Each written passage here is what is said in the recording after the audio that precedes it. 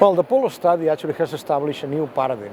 We used to treat patients with pancreatic cancer, advanced pancreatic cancer, in the same way, with different lines of chemotherapy, but without any personalization, any endpoint on precision medicine. But for the first time, now we know that the population of patients with metastatic disease that have disease control with chemotherapy, and they have particular mutations in BRCA1 and BRCA2, actually these patients benefit from a PARP inhibitor, olaparib.